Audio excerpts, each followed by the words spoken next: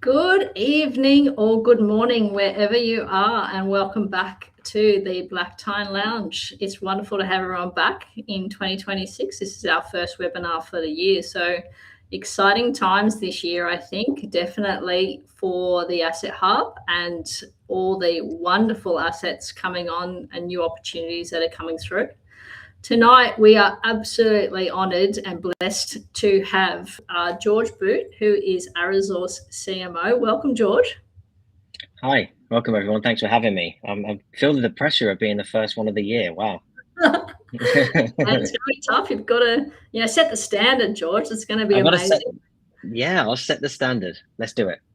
Awesome. Like always, guys, we're going to have a 30-minute webinar. We've got some gentle questions for George, really to deep dive a little bit on the amazing work that the Arizore team has been doing and how innovative it is, how it is really making a big impact to the resource and finance space, and is the backbone for a lot of the new world shift that's happening in the finance. So no pressure, George, but that's what we're going to aim to chat to you about tonight. I'm looking forward to diving into it. Fantastic. As best as I can. Yeah, absolutely. You'll be fine. And then, of course, as always, we're going to have a bit of a Q&A session. So hold your questions to the end, and we'll ask you to pop them in the question board, and we'll have some time for George to answer any of those questions. So, George, again, super welcome. Arizore Project, AZ, gold and silver reserves, one of the BT Asset Hub's, a bit of a flagship list, I'd say, at this point in time. And that's an honor. I like it. And a bit close to my heart. I think it's a really amazing program that you guys have taken the leap to deliver. Tell us a bit about yourself and Arizore. Yeah, so hi everyone, nice to meet you all. So my name is George Boot. I've been in technology and payments and marketing for the best part of 7 years, spanning across payments, fintech, and kind of all of those nice, fun, ever-changing elements, which is always fun. So a little bit on Arizore. So Arizore essentially is, how long have we got, right? We've got a long time. Arizore is an infrastructure that was built around real world assets. And it originally started with a joint venture of our directors with a single mine, and has scaled over, the last 6 months into something pretty incredible, which we're excited to get into the depths of today. But essentially, at the core of Arizore, we are allowing mines, and we're bridging a gap essentially between a core problem that is essentially blind in the modern financial space, which is, mines not being able to access finance for their operations, and that's at the core of what we're here to achieve, and we're here to talk about at the same time. But allowing mines to pledge what they already have verified, it's already geologically proven that it's there, but they just can't go to a bank and get money and get funds for diesel or just general operations. And it's quite astonishing, really, when you think of it like that. So we're here to kind of tackle that, and we're going to dive into that today. Fantastic. I really love how the impact from what I've seen of what Arizore has already been able to achieve. And I think what is the most astounding thing is the actual numbers behind the possibilities. I know you've done a bit of market research. Maybe just tell us a little about just the Australian market. Like, how many mines could you possibly help and finance for these mines could you possibly unlock in the Australian market? Well, let's take a wider look, actually, because I think when it comes to the general go-to-market that we've actually formed, and the total addressable market that we actually went and built, it was a really interesting flip. This isn't a demand-led model. This is an eligibility-led model. We're not here to answer the question of, well, how much gold can sit in the reserve? How much silver can sit in the reserve? It's how much eligible gold can sit in the reserve. So when looking at it like that, we've got a saying internally here of, we're kind of building the failure into the model. And when we look at we look at our total addressable market, there's billions of gold in the world. There's absolutely billions of it, but getting it into the reserve is actually a really difficult concept. So we've built all of these things. We've built haircuts into our go-to-market model, but from a perspective of how many mines, God, it's a crazy number, and I'm more than happy to share those. But off the top of my head, that's that's diving deep. That's diving very deep. Yeah, it's a big number, isn't it? And it's, as you said, it's this been silent and unspoken to, most people to understand that, mines that are responsible for accessing these resources, which we all depend on, so many resources that we use in everyday life, can't get money from banks to deliver these resources to their markets. So, being able to unlock them has really, been a new world shift, because the way you're doing it is on the blockchain. Okay, so all the mining assets are not only going through rigorous processes, but they're fully verified on smart contracts. And, then obviously institutions are accepting this verifiable data and then providing capital to a deployment against those. So given that it's such a digitally driven model, really, if you think of the market 24 months ago, could you have done what you're doing now? Or is this all new world stuff that is finally able to be unlocked for these mines? Yeah, I actually think it's a bit of a mixture. I don't think institutions have got any braver or anything's changed in that market. It's more, or their risk appetite has changed. I actually just think tokenization as a model has just become more clear. And with over the last few, 18 to 24 months, it's become more explainable. You can start to understand these things. It's no longer just a blockchain hype bucket to a degree, for a lack of a better term.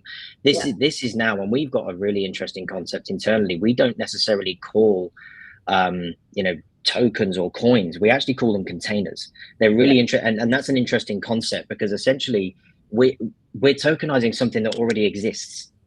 It has value. It's already got its value. It's just it's blind to the modern financial market. So essentially the tokenization element of it is just allowing it to access the financing that it should already have anyway. It's just struggling to get it. Yeah, totally get it. And I mean, I guess it's building the institution's confidence. We all know that institutions have been lending against Bitcoin and USDT, but that's been in the market now for, from what I've seen, a good probably 4 to 5 years. But after that, it's been nothing else. Yes. So they haven't been comfortable enough in going that next step to say, well, we're doing lending against digital assets. How are we going to advance that? And a lot of that is to do with framework. They're getting the right framework for these institutions to feel comfortable in their risk management to do this. And from what I've seen, obviously, Arizore, the gold reserve, you've got a couple of institutions now there preparing to do your lending. And that's that is a huge milestone. So congratulations to the team there. Thank you. I can't take all the credit. There's a lot of people behind the scenes working very, very hard. Yeah, and I think, maybe just tell us a little bit about why you think that AZ Gold Reserve and AZ Silver Reserve specifically have made institutions comfortable. What steps are you taking that are making them comfortable to walk this path with you? Oh, that's a good one. I think the element of what this is tokenization allows financing where it didn't exist before. And I think that's what's really interesting for us as a model. We've already got the stuff in the ground. It's already there. And we have conversations with mines every day, and they're struggling, and when they talk to the banks and when they try and get financing, it's really, really difficult. And from our perspective, we're just in a really, really fortunate position to be able to talk to these and give them an option. But if we go back to the question, if you could just ask me the question one more time. Sure. So what have you done? I mean, I know there's been a lot of, risk mitigation. You've got a lot of compliance framework. Then if you just walk us through a little bit about how you've structured that. So obviously, How do you get those in-ground tailing resources through that compliance path where the institution is now comfortable to lend against those tokens?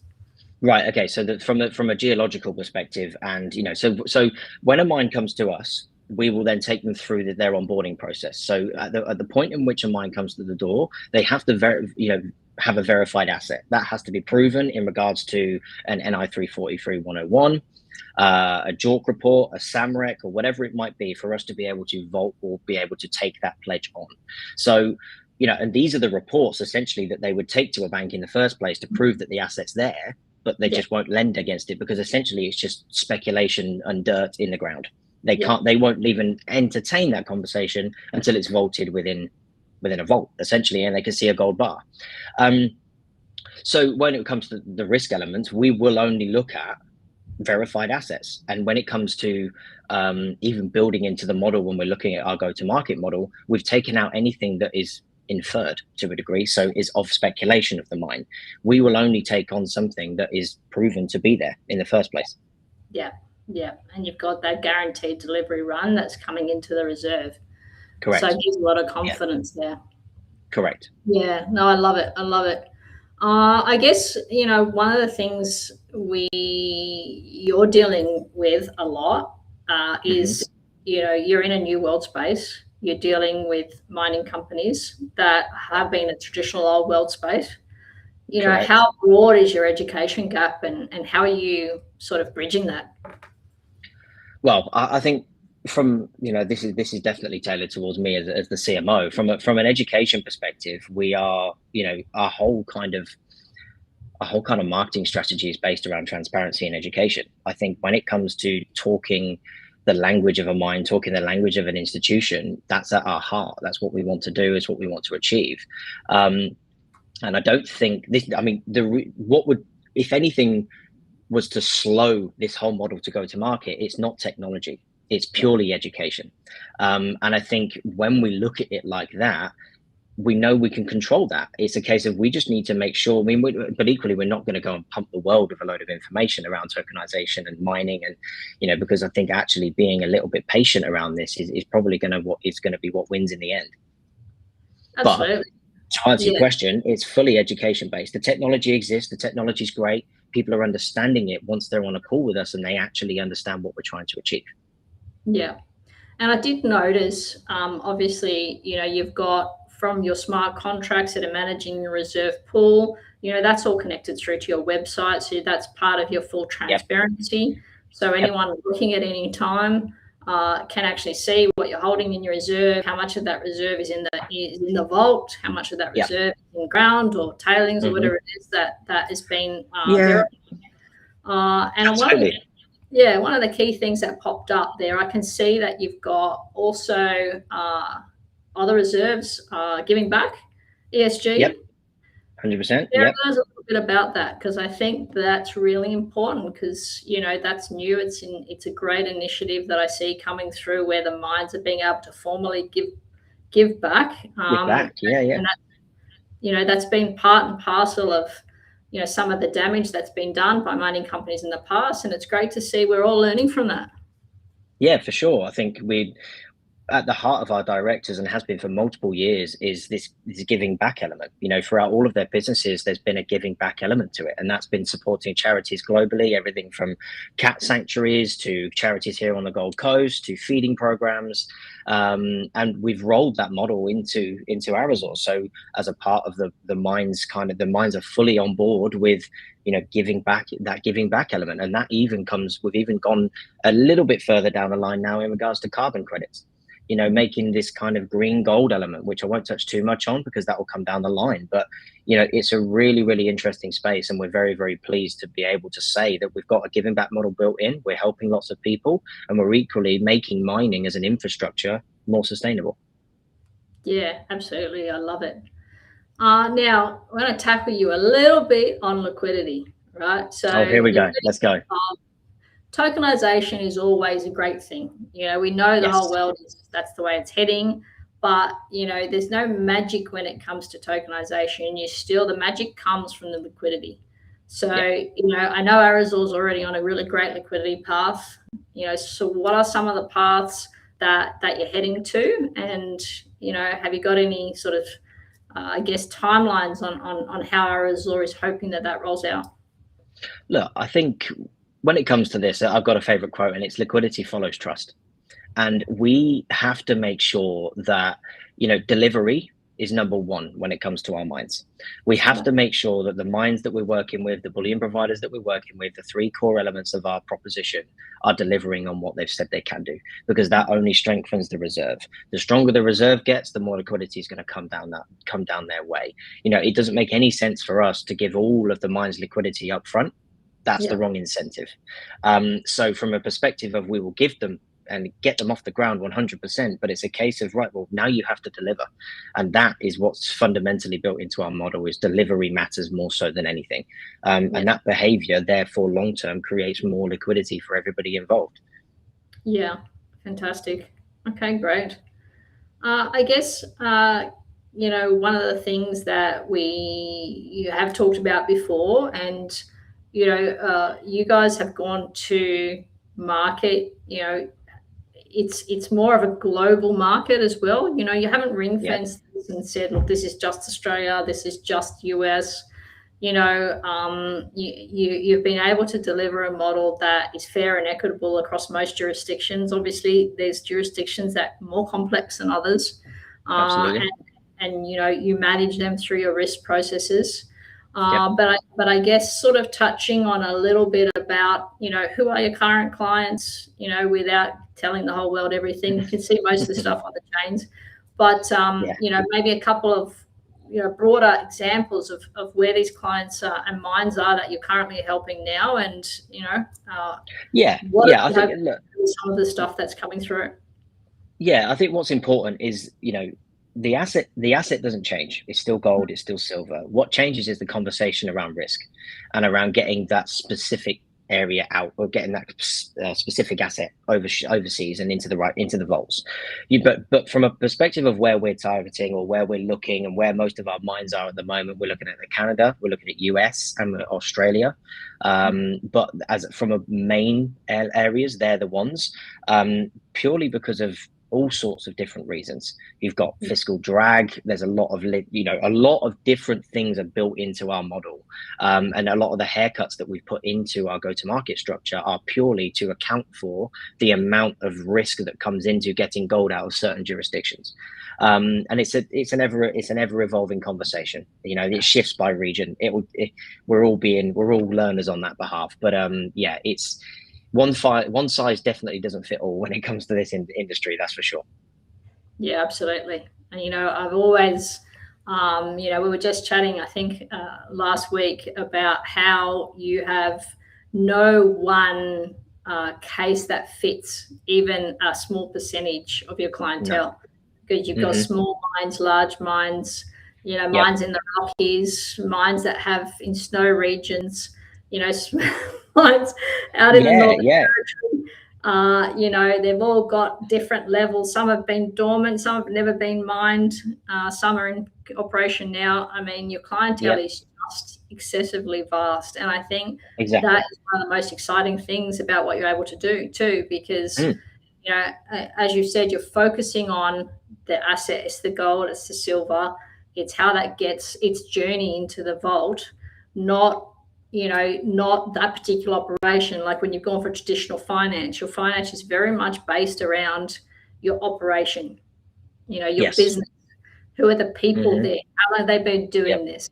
Can we do, what's the government and stuff there? So, while I know you've got all your risks and stuff, I think the whole way that this is looked at is very much about the actual asset and how that delivery of the asset is coming through.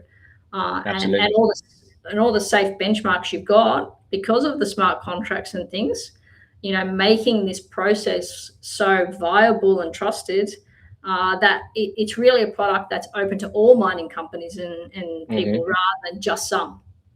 Yeah, I totally agree. 100%. And I think that, we're seeing now, even just through conversations, I think that the mining industry is crazy. I didn't expect it to be so connected like it is.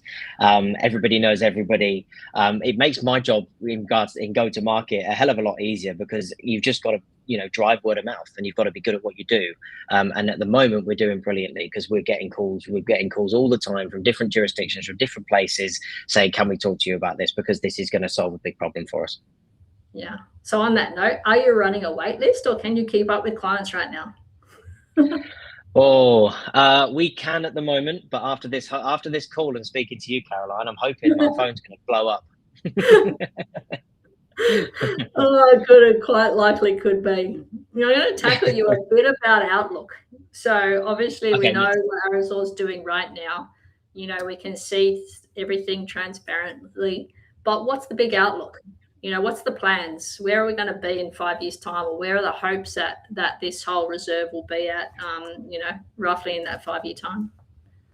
Yeah, I think we're really going to see a big push towards real world assets being in this model, being in this tokenized model, wherever it might be. I think we're definitely moving into a world where being explainable beats being impressive. And I think that's where tokenization has been in the past, which is everybody's hype impressive. You can do this. It's almost like we're going to put something on the blockchain, you're going to invest in it, you're going to make loads of money overnight. And I think that ties back into what we were talking about earlier around tokenization being instant liquidity. It's just not. Liquidity comes from trust. And we're essentially right between those two narratives, which is we're not a hype coin or anything like that you've seen before. We're something that is a container for real world assets that sat in an infrastructure that is allowing essentially minds that are blind to the normal financial system. And I think if anybody is going to take anything away from this webinar, that is what I want you to understand about Arizore, is we are not just another coin or token that sat on the blockchain.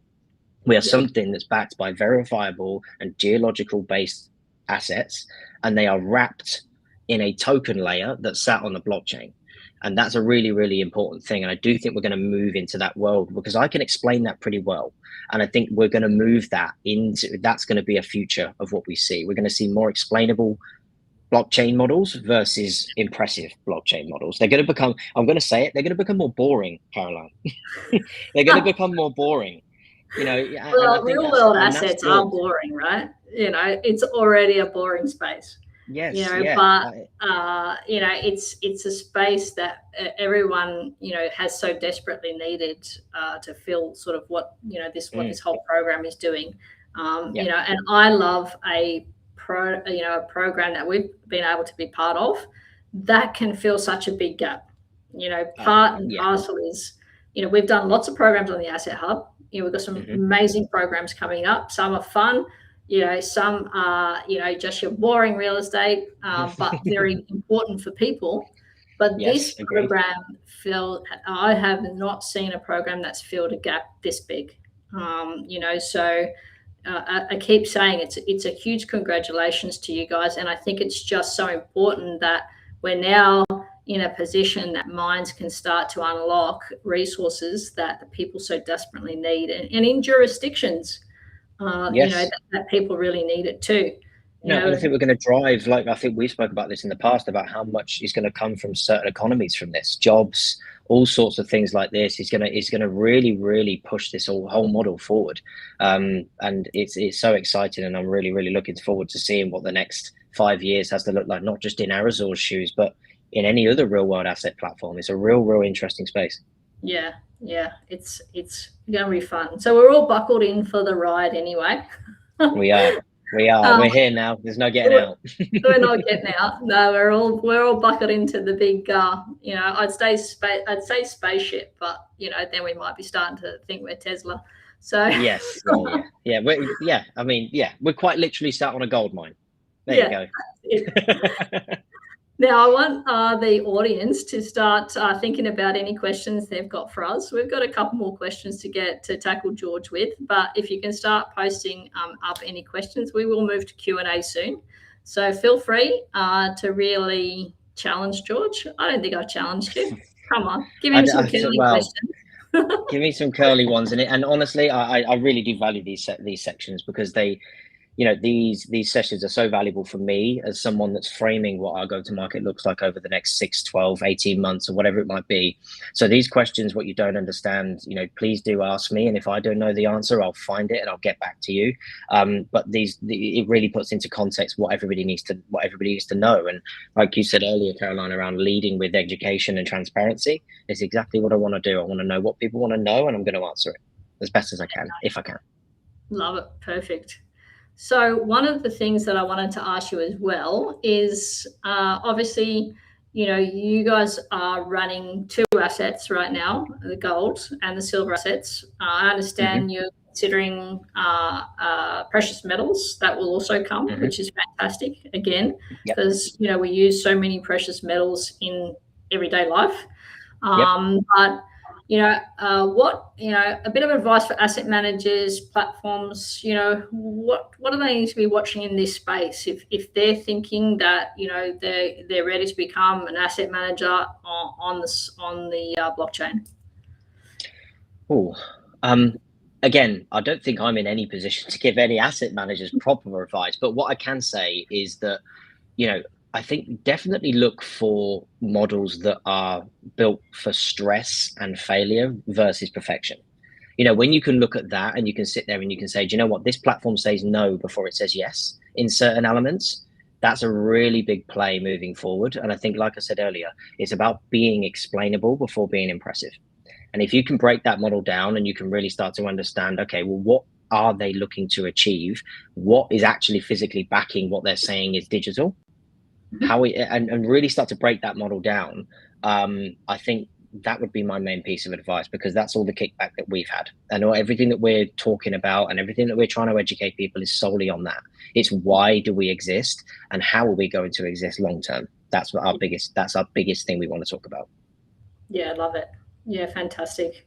Now we have a couple of questions. So one of the questions that we've got coming up, and I think it's a great one in regards to the types of mines. So we touched on that a little bit earlier. Maybe if you can give us a bit of a rundown on, how or, what type of mines can apply. I mean, we know they need to have their verified assets. You've got the gold and the silver reserves running at the moment. What else do they have to, is anything else applicable for these mines? Is there a minimum size, maximum? Give us there is no minimum size and there is no maximum size. Like I said, this is all purely based on geological reports and what's verifiable and is in the ground. We have only started there at the moment. Look, nothing is a no, but nothing's a yes at the moment. It's a case of we are very much in a launch phase of gold and potentially silver in the next 6 to 12 months. But from that perspective, look, there is no size limit. We can definitely talk to anything from a really, really small mining operator all the way up to a large multi-corporate, as what we have in the pipeline at the moment. We've got people that have 70 mines, everything up all the way down to 1 mine. So no, the answer to that question is there is no application size limit. And we will in the future, I can't say when, but we will be looking at other assets, but I have no idea on that timeline just yet. Perfect. Okay. All right. I guess, is there anything else that you wanted to sort of have a bit of a chat about tonight? We've got another question here. So what are the approximate expected numbers for vaulted bullion for 2026? You might have to go to your system and your charts there, George. That's a very specific question. Yes, I think I'm going to have to go to my operations team for that one. But no, it's a very, very good question, and I will. Whoever asked that, I will make sure you get your answer. But please forgive me for not knowing it right this second. Yeah. Could you know, at the moment, I think you've got some bullion pledges. Do you know what's the current value of those coming in? I think we're looking at, again, I really don't want to give false information here, but I think you might know a little bit more about this as well, Caroline, but we are on the verge of signing a very, very big bullion deal at the moment, which is going to really, really kick the whole reserve off, which is a really, really strong position to be in. I don't want to reveal any details on that just yet, just because it's not fully over the line yet. And I will get told off I will Being get transparent today. told off by my CEO. But as soon as I'm able to be transparent with it, everybody on this call will hear about it.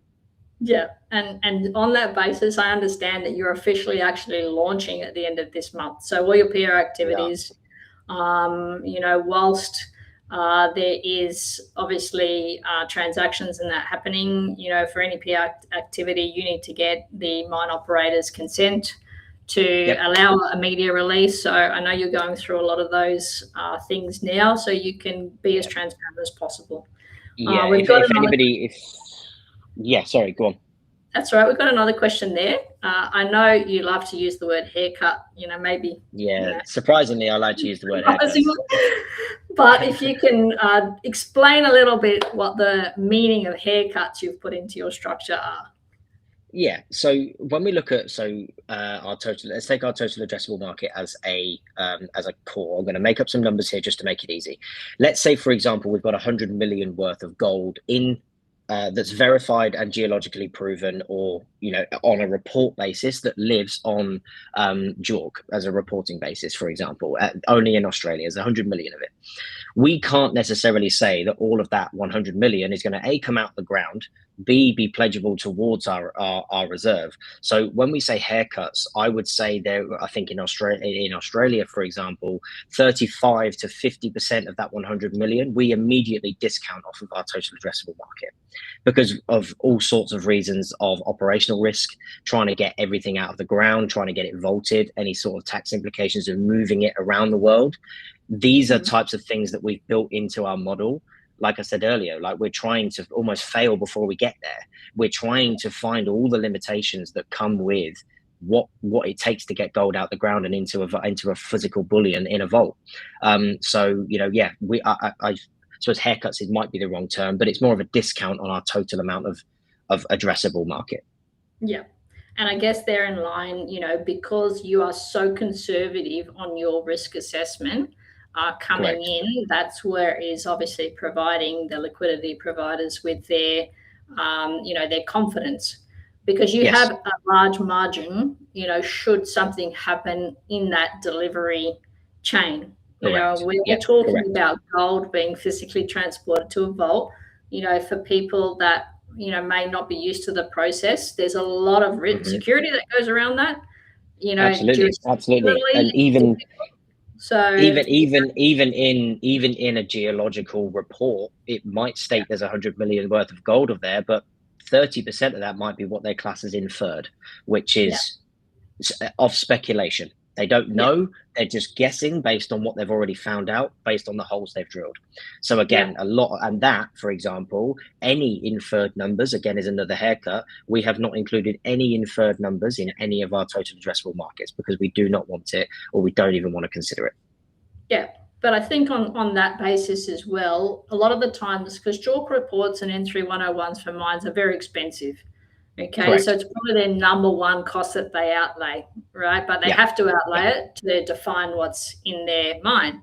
And a lot of them will only get a report to a certain level. Okay, so because it costs extra for them to drill deeper. A lot of the mines, from what I understand, that are coming to Arizore, they've got their first report. Okay, so there might be 100 mil. 100 mil are verified. Then you can lend money to that mine. Then they might embark on their second JORC report. Okay, which they're drilling deeper. It's drilling deeper, and it's even if a mine has something what's classed as tailings, which is previous mining activity that sat on the surface. It's relatively easy to digest and get off the ground again because it's already been mined. It's sat on top and it's already been mined 50, 100, whatever many years ago. So it's actually quite easy to get that verified as to what exists in that dirt. And then, we can use that as forward leverage to therefore go and get and fund the NI 43-101, start drilling the main mine. This all sits with our verification team and our technology review team and technical review team. Sorry, and again, I'm on a lot of those calls at the moment, and there's some really, really interesting stuff being discussed. Look, and I think that the main thing that we're all hearing here is that you're technically becoming a partner, a capital, partner with that mine. It could be a long journey. You might have absolutely. being able to help them in the second instance and the third. So, taking that, what might have been 10 years, 15 years ago, a banking relationship that was not there, because that's what your bank manager used to do to you as a business owner, right? Now Yep. sort of being in that, able to help these minds to really get to where they need to go. So I think it's all Absolutely. positive. I think if, again, to end it on a high note, I think Arizore isn't built for. We haven't built this infrastructure to bet on the fact that mines are going to deliver on their pledge. We've built this infrastructure so mines can bet on themselves to deliver the pledge, and there's a big difference. We're giving them the accessibility to be able to say we're going to deliver on what we've told you exists. We haven't necessarily said we're going to bet on you to deliver that, because again, the reserve is full of lots of mines. If one fails, we've built protocols in there, again, multiple risk factors to make sure that doesn't completely collapse the model. Yeah, fantastic. Well, George, I said we could sit here and chew the fat all night. This is webinar 1 for Arizore. We'd love to have you back. I'm sure if you can squeeze us in for another session in about 6 months' time and give us a bit of a recap. Absolutely. And let us know how it's been going. Absolutely. I look forward to it. Yeah, thanks for attending tonight, and thanks for everyone, all the listeners that came in. Thanks for the great questions. If you have any more, feel free to shoot them over, and we'll look forward to seeing you next time. Yeah, awesome. Please feel free to reach out. I'll get the questions. Please feel free to drop me a note or an email, or visit our website as arizore.io. Get in touch with the team if you've got any questions. And I'm on LinkedIn as well as George Boot. Thanks, George. Much appreciated again. Awesome. Thanks, Caroline. Thanks for the team.